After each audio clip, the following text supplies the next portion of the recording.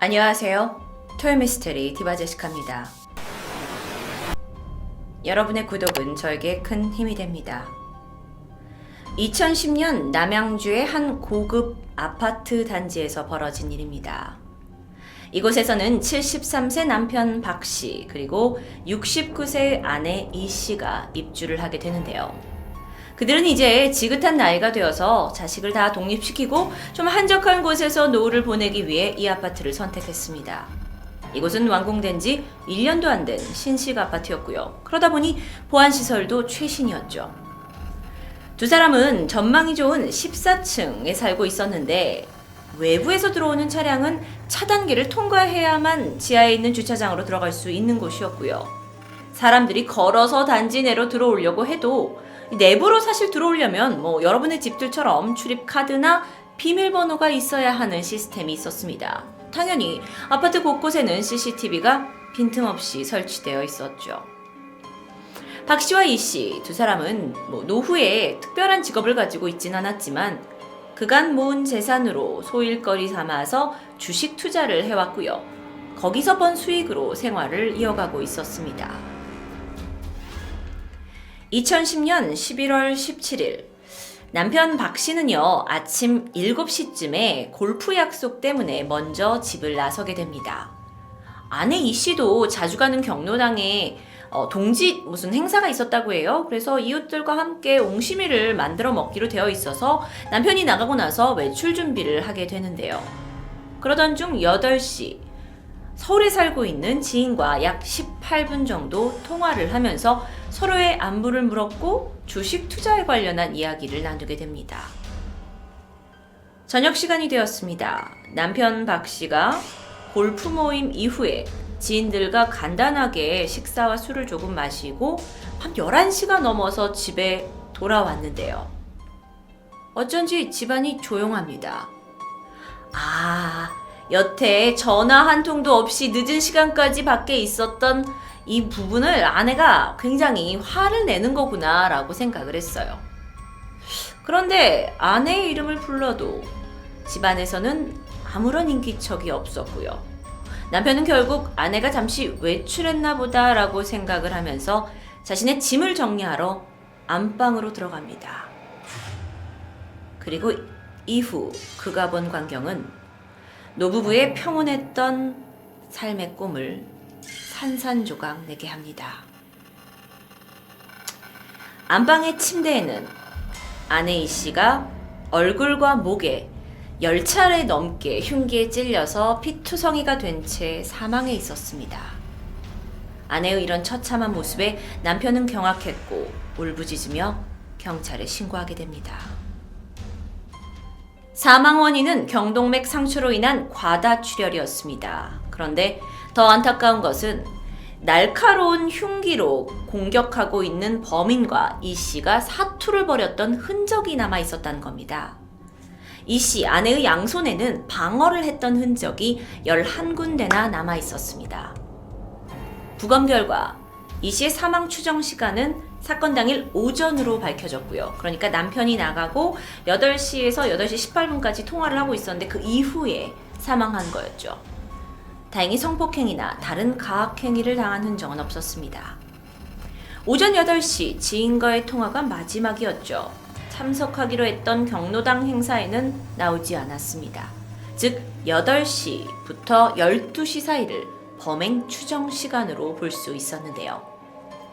범행에 사용한 흉기는 대범하게도 피해자의 집에 있던 부엌칼이었습니다.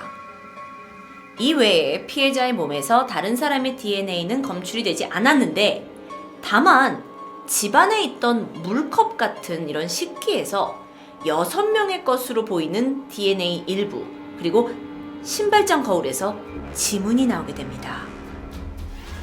6명의 DNA 이건 확실한 거잖아요. 그래서 경찰이 하나씩 대조를 했죠. 하지만 용의자는 나오지 않았습니다.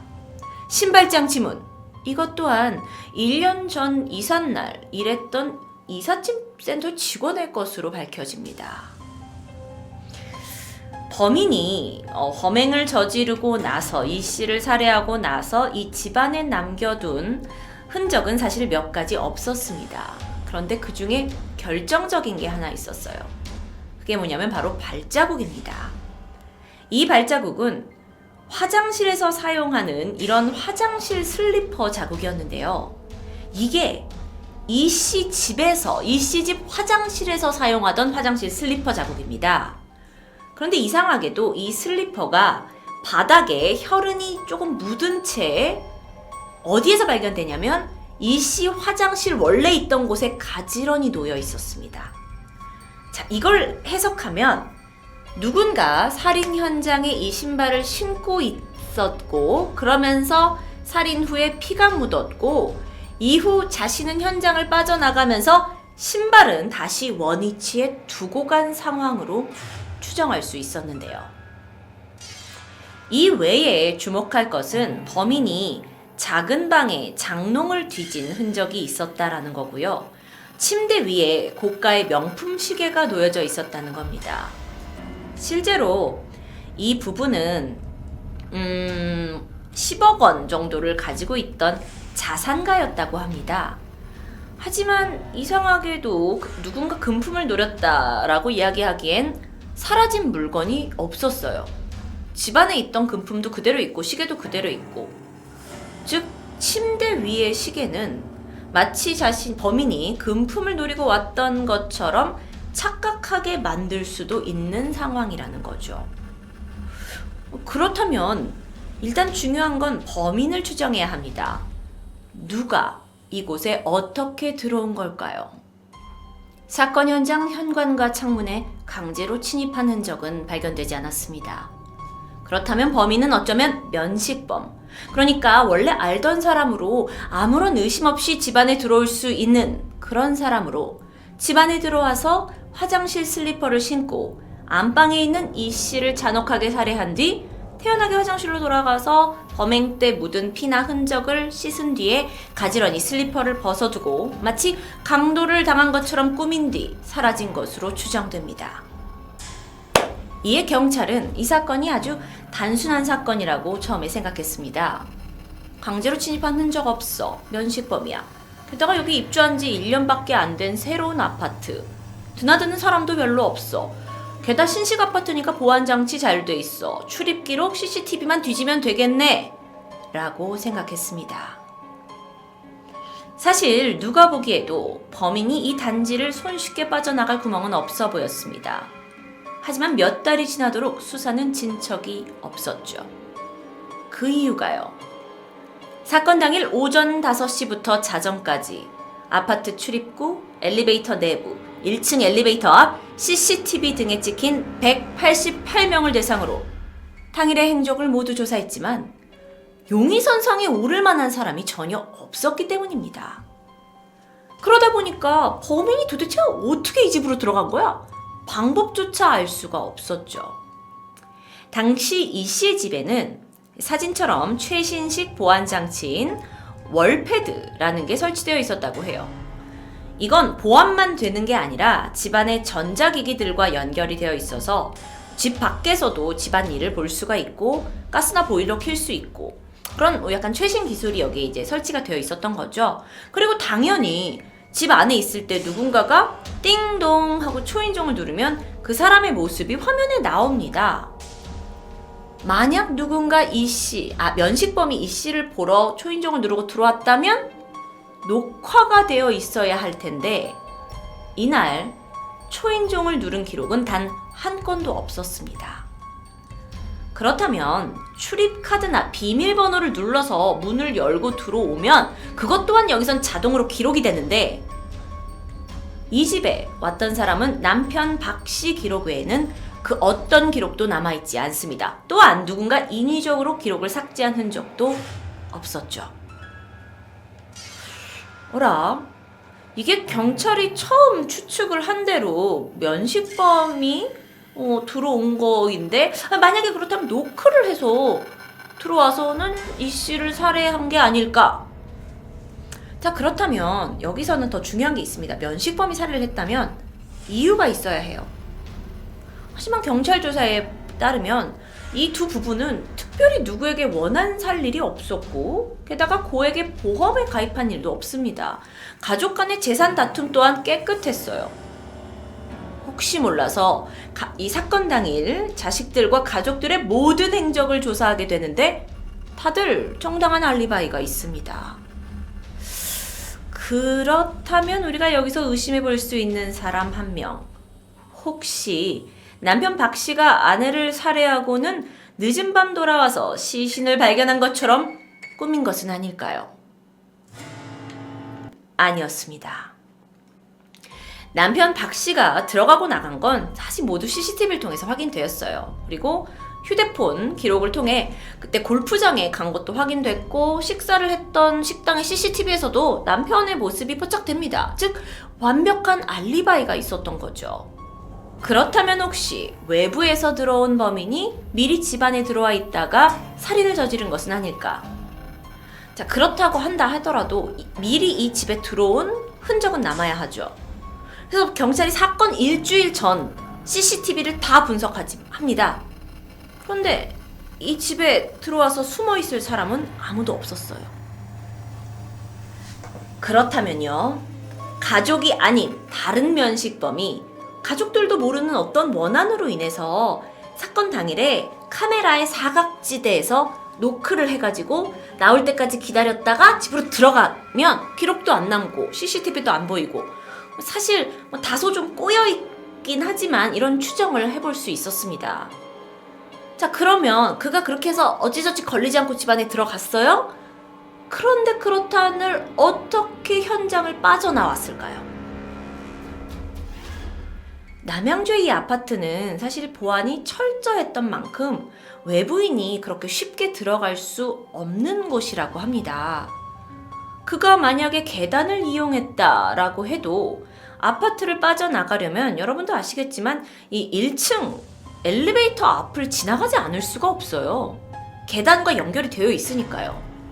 하지만 그 어떤 특별한 점도 찾을 수가 없었습니다. 아하! 그렇다면 아예 생각을 전환해서 혹시 여기가 새 아파트니까 아직 입주를 하지 않은 어떤 집을 통하거나 옥상을 통해서 진입을 해가지고 14층 피해자의 집으로 몰래 내려온 건 아니겠느냐? 이 가능성 또한 경찰이 조사합니다. 실제로 아파트의 2층과 3층에 아직 입주하지 않은 가구가 있었어요. 그런데 특별한 점은 없었습니다. 옥상을 통해서 내려온 게 아니냐? 어떤 단서도 발견되지 않습니다. 이렇게 답답한 상황에서요, 경찰은 아예 이 당시에 입주해 있던, 이 아파트에 입주해 있던 48세대 모든 가구를 대상으로 신발장과 화장실, 의류까지 혈액 반응 검사를 진행합니다. 하지만 또 한 번 좌절하게 되죠. 그런데 그나마 이 이웃들 중에 아파트 옥상에서 이 씨와 고추를 말리는 문제 때문에 말다툼을 한 적이 있는 약간 원한이라고 하기엔 좀 뭐하지만 이런 사소한 일을 겪은 이웃 한 명이 발견됩니다. 그래서 경찰은 그 집의 거실 카펫을 압수해서 조사했고, 왜냐하면 혈흔의 증거가 남아있을 수도 있으니까요. 그리고 거짓말 탐지기를 동원하게 되는데 역시나 특별한 범죄 가능성은 발견되지 않았습니다. 그렇다면 여기서 포기할 수 없었어요. 혹시 모를 어떤 청부살인의 가능성? 누군가 킬러를 보내서 그녀를 살해할 수도 있었으니까요. 그런데 이것 또한 외부인이 침입한 흔적이 없어요. 청부살인업자라면 이 집에 이 남양주 아파트에 대해서 잘 알지도 못할 텐데 이런 초면인 사람에게 들키지 않고 들어왔다가 게다가 이 씨가 아무런 거리낌 없이 문을 열어줬을 리 또한 만무하죠. CCTV 한 컷도 없을 리 또한 만무하죠. 그러니까 이게 오히려 생각을 펼쳐나가면 펼쳐나갈수록 더욱더 답답해지는 거예요. 경찰은 필사적으로 모든 가능성을 열고 수사를 했습니다. 그러다 보니까 어떤 괴담까지 돌게 됐냐면 주민들 사이에 이 아파트에 지하실에 몰래 숨어 사는 사람이 있다더라.